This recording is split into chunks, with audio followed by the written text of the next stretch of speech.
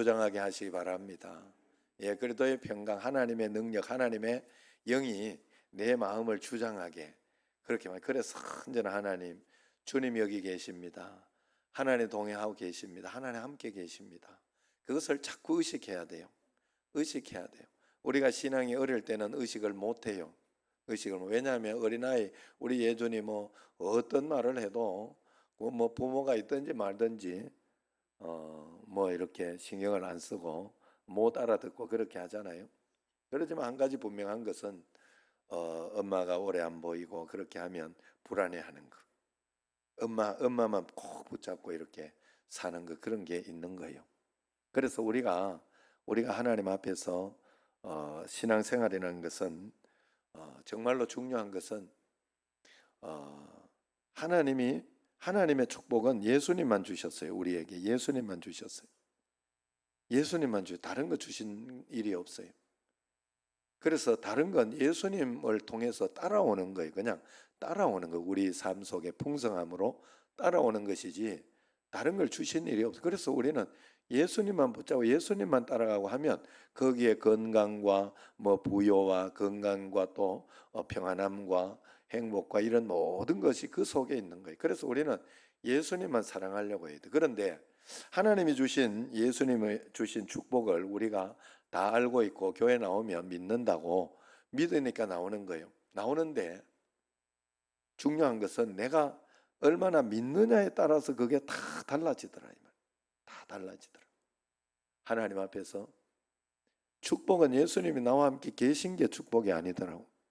축복은 예수님이 나와 함께 계신 것을 믿는 게 축복이더라고. 믿음의 크기가 축복의 크기예요. 달리 이야기할 게 없어요. 그래서 우리에게 역사가 일어나는 건 언제부터 일어나냐? 순종할 때부터 일어나는 거예요. 여러분들이 이단이 아닌 이유 중에 하나가 여러분들 신앙은 이단적인 게 굉장히 많아요. 여러분 유교적인 것도 많이 들어가 있고요. 그 특별히 많이 들어가 있는 거 이렇게 담임 목사 큰 스님 정도로 생각하는 이 불교 문화 이런 것들은 굉장히 많이 있어요. 샤머니즘적인 게 굉장히 많고 그런 게 굉장히 많아요. 미신적인 신앙이 많아요. 많음에도 불구하고 바르게 가는 이유는 교회에 순종하고 있기 때문에 그래요. 그래서 교회 말 안 듣고 자기 마음대로 신앙생활하면 그건 이단의 가능성이 많아요. 문제가 굉장히 많을 수 있어요. 그냥 못해서 내가 아유 죄송하다. 새벽 기도를 못해서 참 힘들다. 이렇게 해야 되지. 나는 뭐 괜찮다. 뭐 이렇게 그렇게 너무 무리하게 믿는 거 아니야. 이러면서 그러는 거는 문제가 있다. 이 말이. 그것은 문제가 있다. 왜냐하면 우리도 총회 헌금도 보내고 여러 가지 일들을 하면서 우리가 하나님 앞에서 이 모든 일들을 해낼 때 말이에요. 총회에 우리가 총회의 신학이나 어떤 뭐 신앙 고백이나 이런 것들은 굉장히 어려워요. 이렇게 그쪽에서 신학적으로 만들어 놓은 어떤 그런 것들. 그거 뭐 우리가 뭘 아나요? 아무것도 모르지. 사실은. 알고 있는 게 뭐 있어요? 그런데도 그걸 안 배워도 우리는 그것을 그대로 받아들이는 거예요. 총회에서 가르치는 그래서 총회에서 잘못 가르치거나 어떤 이단성이 있거나 그렇게 하면 반드시 제재하잖아요. 예?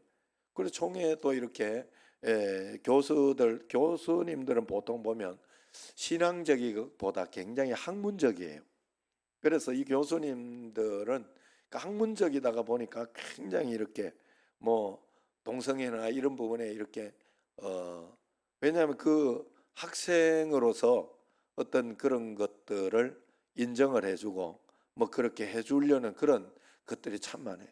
그래가지고 지난번에 총장님이니까 이 학생도 저 학생도 다 봐주고 뭐 제가 볼 땐 그래요. 그렇게 이렇게 해줬는데 그게 동성애모와 이렇게 문제가 돼버렸어요. 그리고 그 총장님 우리 총회 인준을 못 받았어요. 그 총장님 임기 다 못 채우고 나가. 임성빈 총장님이라고 임기를 다 못 채우고 나갔어요. 그래 그 다음번에 있는 사람도 좀 비슷하다. 성향이 비슷하다. 그래가지고 안 하려고 했는데 그분이 공적으로 나는 공개적으로 동성애를 반대한다. 그건 하나님이 뜻하신 것이 아니다라는 것을 이야기하고 그렇게 함으로 해가지고 인준을 한 거예요. 그래서 그걸 우리가 다 할 수 없잖아요. 밑에 있는 우리가. 순종하고 받아들임으로, 그 신학을 순종하고 받아들임으로 내 것이 되는 거예요. 그래서 다는 몰라도 우리가 하나님의 그 다 몰라. 그래서 우리가 오직 예수 그리스도 한 분 붙잡고 나아가는 것은 그 속에 모든 신학과 모든 역사, 모든 기적이 다들 하나님은 예수님을 우리에게 보내주신 거예요. 세상에서, 인간 세상에서 십자가에 못 박혀 죽으신 분은 예수님이기 때문에 그렇습니다. 늘 하나님 앞에 믿음으로 나아가면서, 그래서 하나님께서 한 가지만 꼭 생각하세요. 저는 예전에 정말 참 하나님 일찍 하나님께서 저에게 그런 마음을 주셔서 좋은 게 있었어요. 뭔가 하면 예정이를 낳고 성민 낳기 전인 것 같아요. 이렇게 나는 내 딸이 너무 이쁘더라고. 지금 사진을, 옛날 사진을 보면 별로 안 이쁘더라고. 넙대대한 게 이렇게, 난 왜 그렇게 이뻤지? 너무 이뻤는데 다른 사람은 이쁘다는 소리를 그렇게 안 하더라고. 그래가지고 야, 이게 질투나니까 그런가 보다. 저는 그래서 생각했어요. 그래가지고 진짜 좀 그랬는데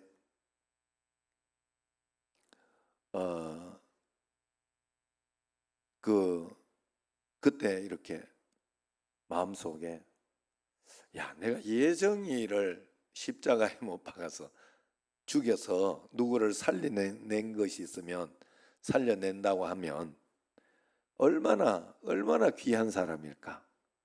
얼마나 귀한 존재일까? 야, 그래 생각하니까 나는 절대로 그럴 일은 없어요. 그럴 일은 없고, 그러게 뭐 내 아내라도 아버지라도 어머니라도 절대로 아버지 이렇게 간 어떻게 해가지고 이직해야 된다 이러다 절대 주지 말아네. 네? 아내가 그 자기 오빠가 오빠 한 사람이 간이 좀 안 좋아가지고 이렇게 그거 하면 내가 내 간을 줄까 이러더라고. 그래가지고 내가 안 된다, 진짜 안 된다, 너 그 간 주지 말라고 내가 그래. 아니 그때 되면 어떻게 될지는 모르겠습니다만은 일단은 내가 안 된다고. 왜냐하면 그런 이야기를 한 적이 있어요. 그런 이야기. 그러니까 야, 예정이를 통해 가지고 이랬으면 진짜 대단한 거 아니겠어요? 하나님이 한 가지만 생각했어요. 하나님이 나를 자기 독생자를 줘서 십자가에 못 박혀 주어 살려주셨다. 이것이 팩트요. 이것이 하나님이 우리에게 주신 메시지예요. 성경의 메시지의 핵심. 그렇기 때문에 그런 하나님이 나에게 이런 고난과 이런 어려움 있으면 왜 나만 겪는 고난이냐고 불평하지 말고, 왜냐하면 내가 나만 겪는 고난이냐고 이렇게 하지만 내가 이거를 공개를 조금씩 이렇게 우리 교회는 그냥 하지만 이렇게 다른 사람들도 이렇게 좀 할만한데, 왜냐하면 너무 모르고 이렇게 모르고 있으니까 그것도 기분 나쁘더라고. 너무 모르고 달라고만 하고 막 이러니까 기도는 하고 좀 달라 해라 이래가지고 이렇게 조금씩 이야기를 하다 보니까 자기 거를 이야기해 주는데 야, 참 많더라고. 세상에는 참 수술하는 사람 참 많고 굉장히 많아요. 그래서 여러분들 괜찮은 사람은 정말로 감사하며 살아야 돼요. 정말로 감사하면서 살아야 되지 교만하게 살면 안 돼요. 나는 잘나서 괜찮니 이런 건 하나도 없어요. 그래서 어쨌든 간에 그런 어떤 것들, 그래서 하나님이 내게 이 사건과 상황을 주셨을 때는 너 한번 똥고생 해봐라, 너 한번 고생해봐라, 너 뭐 잘못했지 막 이러면서 하는 게 아니라는 거예요. 하나님께서도 이 세상의 원리와 원칙, 아니면 세상의 죄악, 아니면 우리의 어떤 죄악 이런 것들 통해서 어쩔 수 없이 그것을 그렇게 할 수밖에 없는 그런 상황인 거예요. 우리가 더 성숙하거나 우리가 하나님 앞에 더 큰 제물로 쓰임 받거나 하는 그런 것 때문에 어쩔 수 없는 그런 상황 속에서 하나님 허락하신 거다네. 그렇기 때문에 하나님 앞에서 오죽하면 하나님 그랬을까? 그러면 하나님이 다 보고 계시고 알고 계신데도 이 일이 일어났으면 내가 어떻게 해야 되나? 이걸 생각하면서 하나님 앞에 한 걸음 한 걸음 나가면 하나님께서 더 좋은 것으로 복된 것으로 예수님 믿는 사람만이 가장 정상적인 사람이 됩니다. 예수님 안 믿으면 가치관이 세상의 가치관으로 가버려요. 그러면 돈 버는 가치관, 출세하는 가치관 그거밖에 없어요. 전혀 그거밖에 없어요. 그래서 복이 세상적인 복밖에 없다 하는 거예요. 다하라 요네코라는 일본 여성이 있습니다. 어머니 과잉 보호 속에서 자라난 그녀는 고등학교 때 어머니가 돌아가시자 혼자 살아가는 것에 적응하지 못하고 스스로 목숨을 끊으려고 달리는 기차에 몸을 던졌어요. 그 결과 죽지는 못하고 두 다리 왼팔이 잘리고 오른팔만 남게 됐어요. 그것도 손가락 두 개는 오른팔만 남아 손가락 두 개는 절단돼 잘려버리고 말았습니다. 그녀는 너무나 비참하고 절망적인 모습으로 살아남게 되었어요. 이제는 불편한 몸으로 죽음마저도 자기 힘으로 자기 스스로 할 수 없는 그런 처지가 된 거예요. 극도의 절망감 속에서 몸부림치는 나날이 계속됐습니다. 그러던 어느 날 한 신학생이 병원으로 병문안을 왔어요. 그 청년은 여러 번에 걸쳐서 요네코를 위하여 기도했고 그녀에게 간절한 마음으로 예수 그리스도 복음을 전하더라 하는 거예요. 그리고 놀랍게도 주님께서는 요네코의 그 만신창이가 된 몸 이상으로 망가진 그녀의 영혼을 만져주셨고 드디어 그녀는 주님의 사랑과 복음을 받아들이게 됐습니다. 그리고 얼마 지나지 않아서 그 청년은 요네코에게 청혼을 했고 드디어 많은 사람들의 관심 속에서 그들은 결혼을 하게 되었습니다. 지금은 두 자녀와 함께 육신의 장애가 없는 사람들보다 그 둘이가 훨씬 더 행복하게 살고 있습니다. 그들은 개척한 교회를 목회하면서도 바쁜 틈을 내어 세계 곳곳으로 다니면서 하나님의 말씀을 필요로 하는 사람들에게 간증을 하며 또 주님의 복음을 계속 전하고 있습니다. 그런데 그 바로 요네코 사모가 책을 냈어요. 그 책의 제목이 산다는 것은 황홀하다. 두 다리가 없고 한쪽 팔도 없고 남은 한 손마저 손가락이 세 개밖에 없는 여인이 산다는 것이 황홀하다니 어떻게 그럴 수가 있겠습니까? 그런데 그녀는 오히려 장애인이 되어 하나님의 크신 은혜를 깨달았고 하나님께 감사하며 사는 생활이 사지가 멀쩡하면서도 주님의 은혜를 모르고 살아가는 사람들보다 얼마나 더 행복한지 모른다 그렇게 고백하고 있습니다. 여러분 정말이지 그녀의 이러한 고백은 멀쩡한 사람들을 얼마나 부끄럽게 만드는지 모릅니다.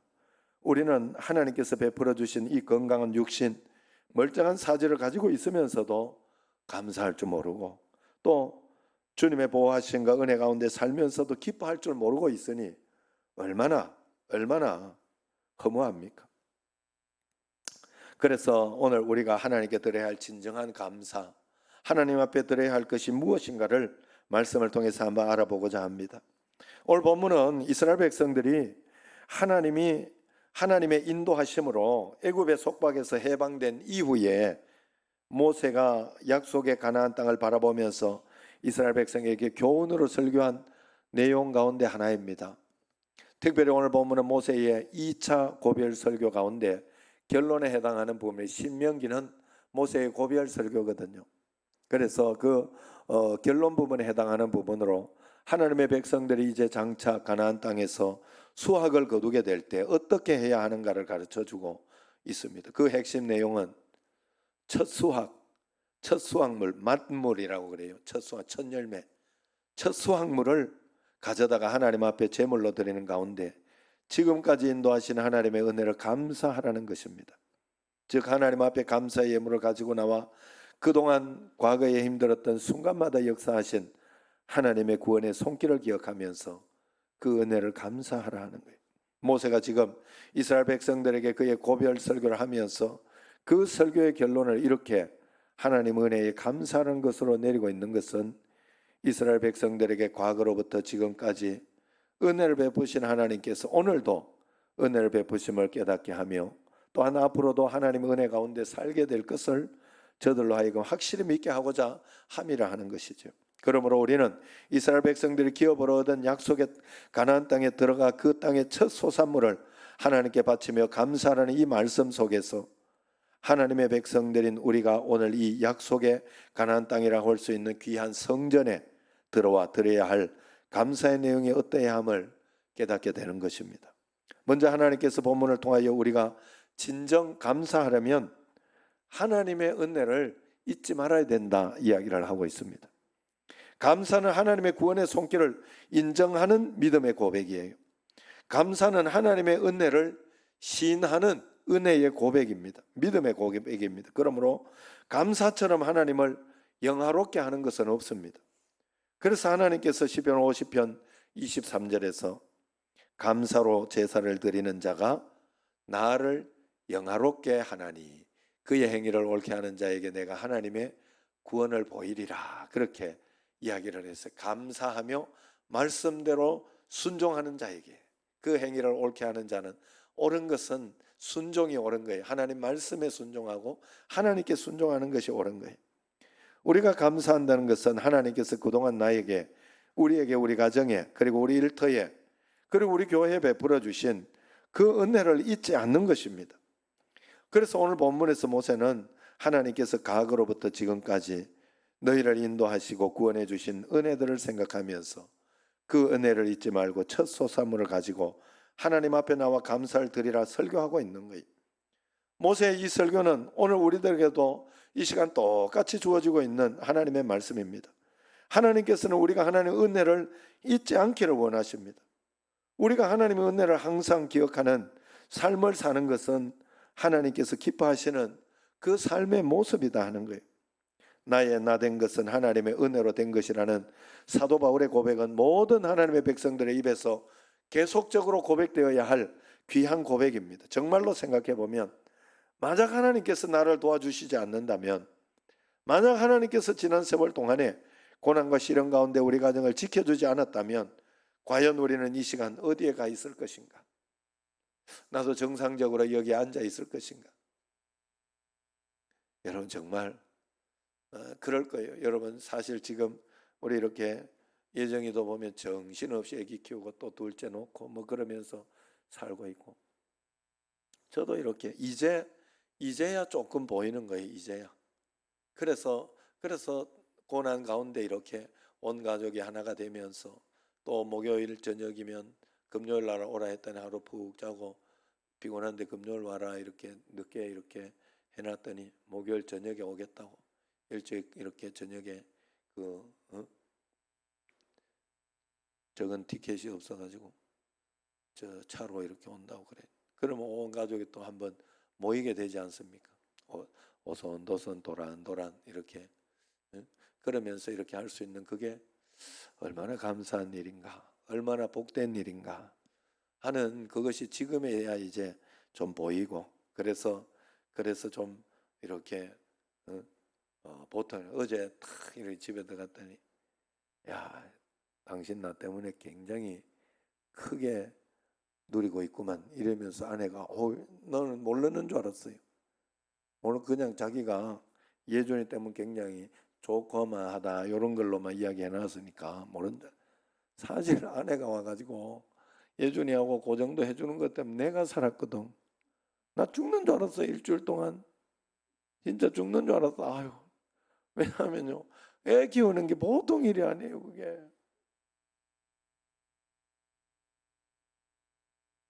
고명체 하나 키우려고 보통 일이 아니에요. 보통 일이 아니에요. 그게 왜냐하면 이거 조금만 또 어디 가가지고 콕 처박혀가지고 이게 뭔 사고 날지 모르거든요. 놀아주는 건 봐줘야 되는 거예요. 그걸 계속 봐줘야 되고, 또 안 놀아주면 뭐 어떤 해코지를 할지 몰라요. 이게 뭘 집어던질지, 가위를 가지고 뭘 어떻게 할지를 몰라. 서인이 너 그렇게 컸어. 다 그렇게 키운 거요, 자식을. 이야, 하나 일주일 동안 봐줘야 되거든요. 안 봐주면 또 그것도 아이고 예정이는 자기는 일도 해야 되고 막 이러는데 아빠가 뭐 안 봐. 아내가 와가지고 내가 살았잖아요. 진짜 설교도 좀 준비하고 이러면서 내 일을 할 수 있으니까 얼마나 감사한지, 얼마나 감사한지. 예, 그랬는데 그걸 어제 눈치채가지고 막 그러더라. 나 그래가지고 아이 큰일 났다, 이거 앞으로 더 시키겠는데 이거.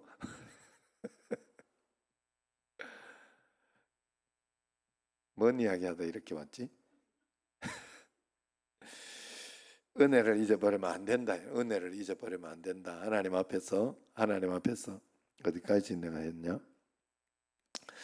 자, 그래서 바울의 이 고백은 하나님의 백성들의 입에서 계속적으로 고백되어야 할 가장 귀한 고백이에요. 정말로 우리가 생각해 보면 하나님께서 나를 도와주시지 않으면요, 우리는 살 수가 없어요. 살 수가 없어요. 만약 하나님께서 지난 세월 동안 고난과 시련 가운데서 우리 가정을 지켜주지 않았다면 과연 나도 어디에 가 있을까? 우리 아버지 그런 가운데에서 예수님 믿지 않아서, 그래서요 제가 어느 날 50이 넘어서 깨달았어요. 그래 여러분들에게 제가 몇 년 동안 지금 이 이야기하고 있을걸요. 잘 살았더라고.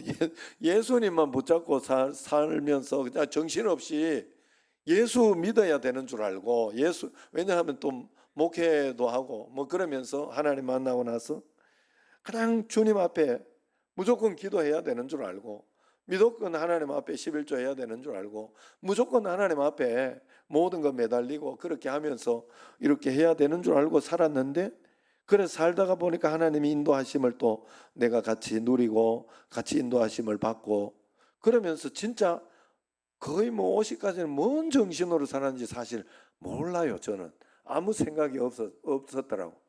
그때 기억이 아무 생각이 없었다, 한마디로. 철이 조금 든 거예요. 조금. 그래 이제 이렇게 돌아보니 야, 그런데 잘 살았다. 잘 살았다. 그 생각이 들어요.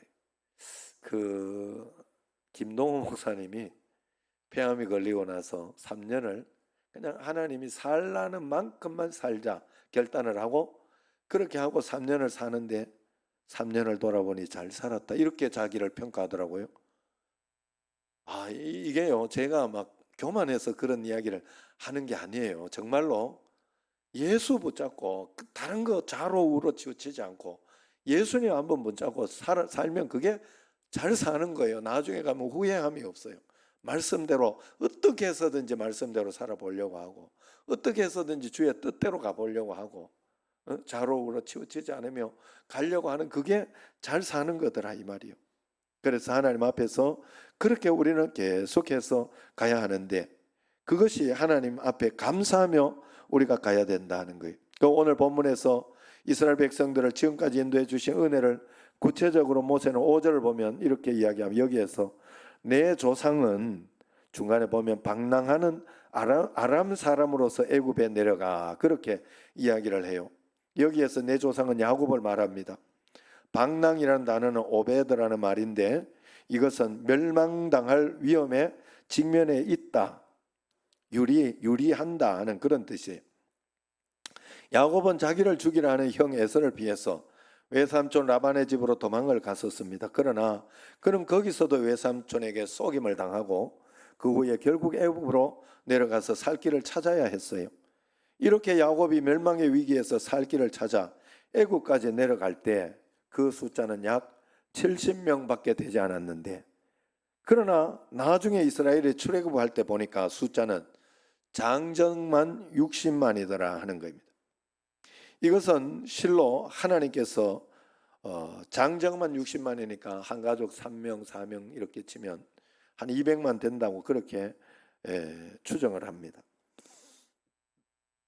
아브라함에게 약속하셨던 말씀의 성취, 너는 복되고 복되리라 했던 12장 3절에 복의 근원이 되리라 하는 그 말씀의 성취가 되었다는 것이죠. 이스라엘 백성들은 이 일을 생각할 때마다 은혜에 감격하지 않을 수가 없었습니다. 결국 본문 5절에 모세는 방랑하는 이라는 단어와 함께 마지막에 거기에서 크고 강하고 번성한 민족이 되었는데, 그렇게 이야기를 합니다. 단어들을 극적으로 대조시키는 가운데 위험한 시기에 하나님께서 어떻게 이스라엘에게 은혜를 베풀어 주셨나를 묘사하고 있지요. 또한 모세는 6절에서 8절까지를 보면 저들의 역경의 시기에 하나님께서 어떻게 구체적으로 저들을 구원하였느니를 설교합니다. 그리고 저들이 당하던 그 역경을 모세는 본문 7절에서 세 가지 단어로 압축하고 있어요. 첫 번 이렇게 7절 하반절은 우리가 우리의 고통과 신고와 압제를 보시고, 이 말씀이 나오죠. 여기에서 고통은 온이라는 말로 물질적인 가난으로 오는 고통을 이야기해요. 오는 그 정신적인 고통. 그 다음에 두 번째 신고와 그래 그것은 아말이라는 단어로 육체적인 중노동으로 인한 고통을 말합니다. 그리고 마지막 압제 라하츠는 권세를 가진 자들로부터 인권을 유리당하고 폭력을 당하는 억울한 사회적 고통을 나타내는 그런 단어입니다.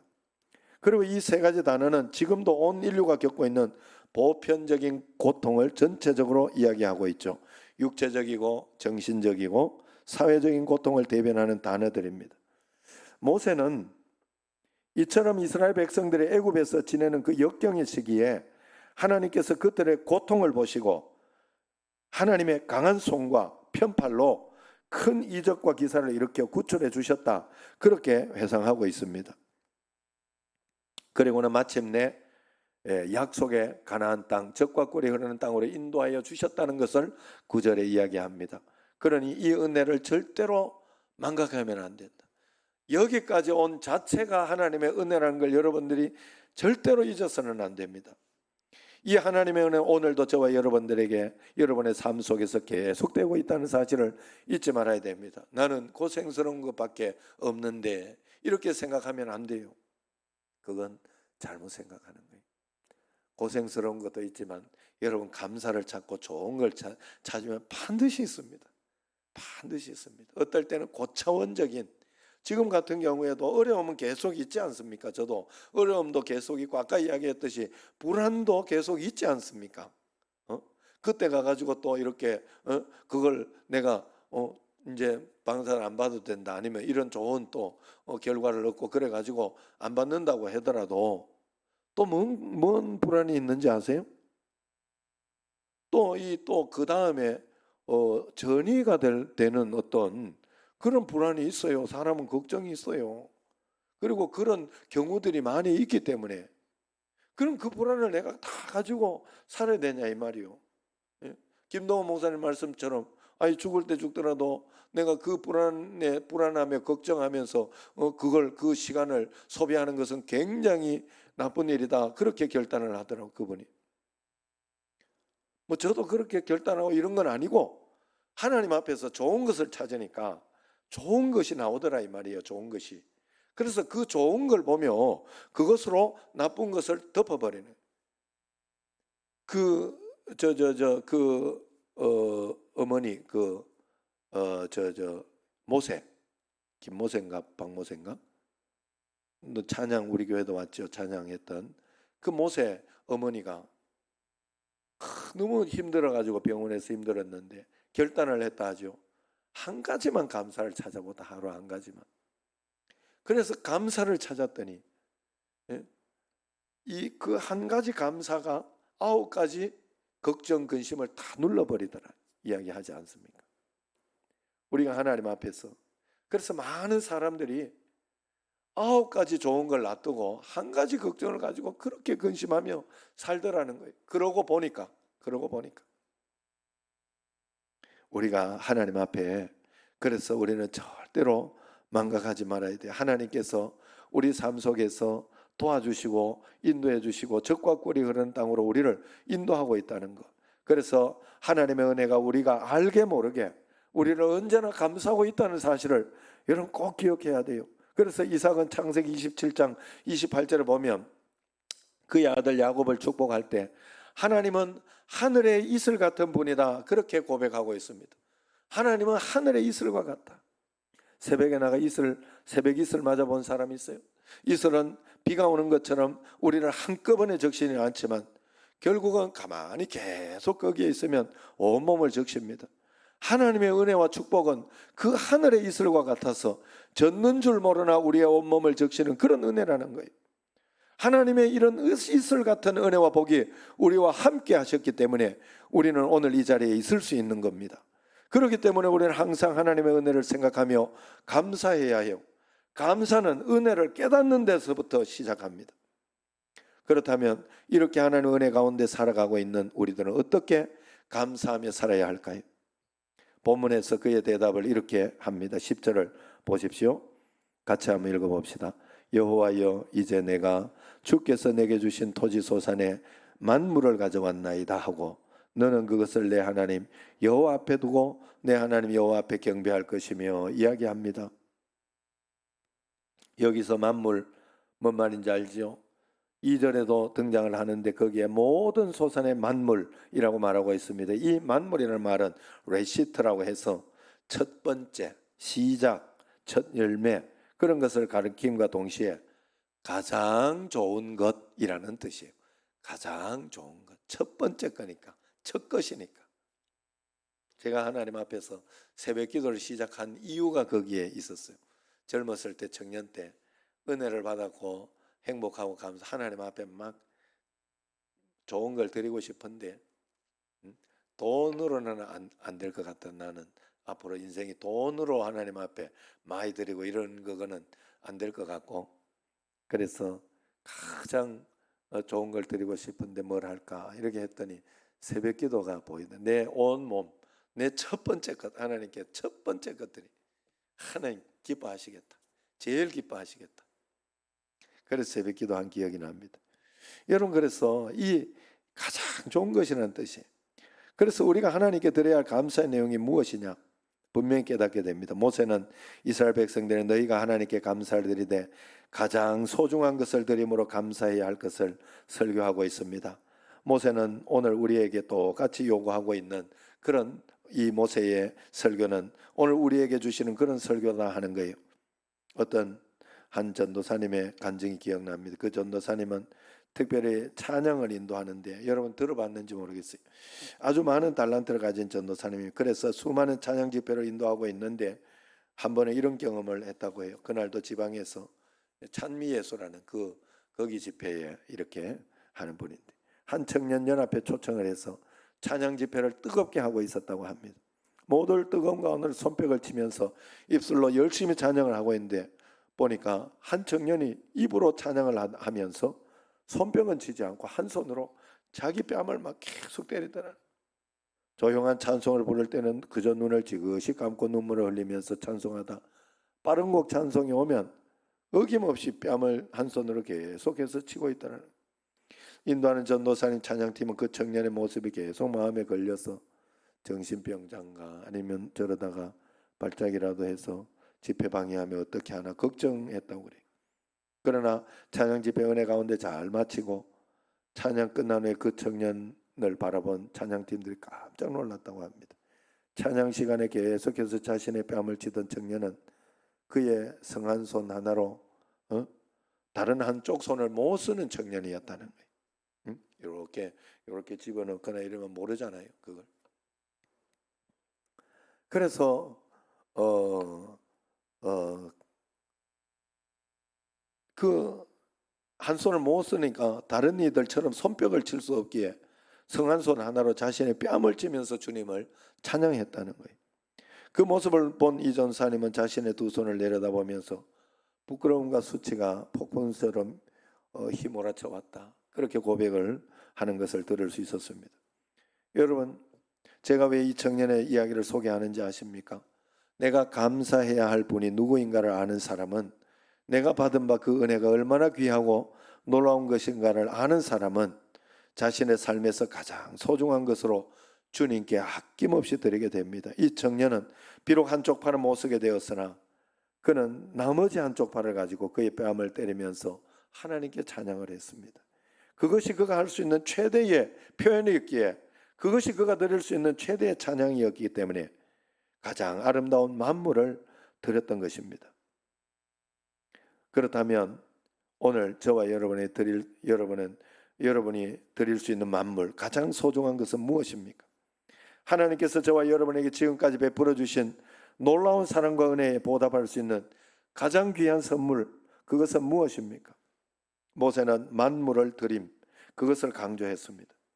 그것은 지난날의 환난에서 나를 건져주신 분이 하나님이시고 앞으로 계속해서 인도하셔 주실 분이 하나님이시기에 가장 좋은 것은 하나님께 감사하라는 가르침입니다.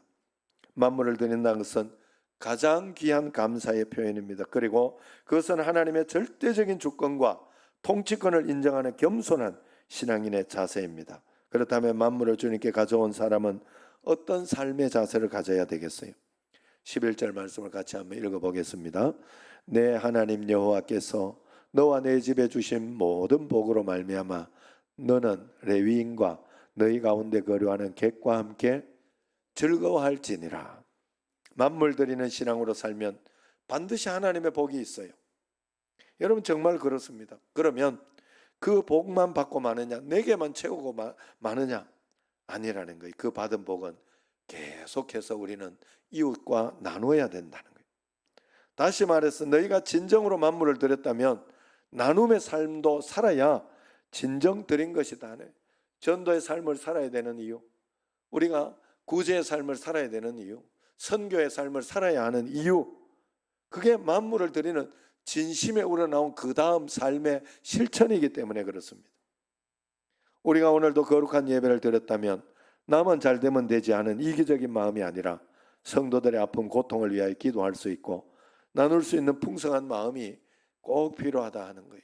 하나님 앞에서 이 나누라는 명령은 예수님께서 명령하셨고 또 성경의 많은 부분에서 이것을 명령하고 있습니다. 디모데전서 6장 18절에 같이 읽어봅시다. 선한 일을 행하고 선한 사업에 부하고 나눠주기를 좋아하고 동정하는 자가 되게 하라. 히브리서 13장 16절 오직 선을 행함과 서로 나눠주기를 잊지 말라. 이 같은 제사는 하나님이 기뻐하시느니라. 누가복음 6장 38절 주라 그리하면 너희에게 줄 것이니 곧 후이되어 누르고 흔들어 넘치도록 하여 너희에게 안겨주리라. 아멘 할렐루야. 결국 하나님께 드린 만물의 감사, 즉 최고의 감사는 이웃과 나눔이 있는 감사라는 거예요. 그 최고의 감사는 나눔과 연결되어 있는 겁니다. 우리 교회는 그래서 이웃의 아픔을 외면하지 않으려고 애를 쓰고 있습니다. 케냐에도 갑시고리아, 선교센터, 기숙사, 식당을 지었지만은 가보모 기도의 집도 봉헌하고 또 아직 봉헌식은 안 했지만은 10명의 장학생을 매년 섬기고 있죠. 베트남에 한 것은 말로 할 수도 없어요. 그 외에도 미얀마도 섬기고 이번에 필리핀에도 정신학사관 장학생들 섬기고 있습니다. 이 모두가 돈이 남아서 하는 건 아니에요. 절대로. 우리의 진정한 만물을 드리는 모습이라 그런 표현이라 할 수 있습니다. 오늘 나는 어떻습니까? 우리는 하나님의 은혜 아니면 하루도 살 수 없는 인생임을 여러분 절대 잊지 말고 교만하지 마세요. 여러분 절대 괜찮은 사람은 교만하지 말고 또 안 괜찮은 사람은 교만할 것도 없으니 교만하지도 말고 하나님 앞에서 겸손히. 사람은 그런데요 참 신기한 것은 조금만 괜찮고 조금만 저거 하면요 교만해져요 사람이. 그리고 나태해지고 그렇게 되는 것을 볼 수 있어요. 주님 앞에서 우리는 하나님 은혜 아니면 하루도 살 수 없는 인생을 잊지 않고 고난은 내가 잘한다고 안 오는 게 아니에요. 그래서 우리가 이 고난을 이기고 못 이기고는 그러나 중요한 것 고난을 이기고 못 이기고 오는 것은 어쩔 수 없어도 새가 지붕 위에서 막 날아 돌아다니는 뭐 어떻게 하겠어요? 올 때는 오는 놈은 어쩔 수 없어요. 둥지에 털지는 못하게 해야 돼. 못하게. 둥지를 틀게는 못하게 돼. 하나님 앞에 이겨내야 된다는 거예요. 믿음으로 하나님 앞에 이겨내고 극복하며 신앙으로 나가야 돼요. 만물 신앙으로 나갈 때 주님 앞에 그렇게 나갈 때 주님은 더 큰 복으로 우리에게 채워주시는 줄로 믿습니다. 내게만 채워지는 것이 아니라 계속 나눔으로 풍성하게 흘러 넘쳐서 이웃에게도 또 복음을 받은 사람에게 더 다른 사람에게 분명히 일어나요. 풍성한 삶을 위하여 넘치게 나누는 여러분과 저가 되는 그런 삶을 살기를 주의 이름으로 축원합니다. 기도하겠습니다.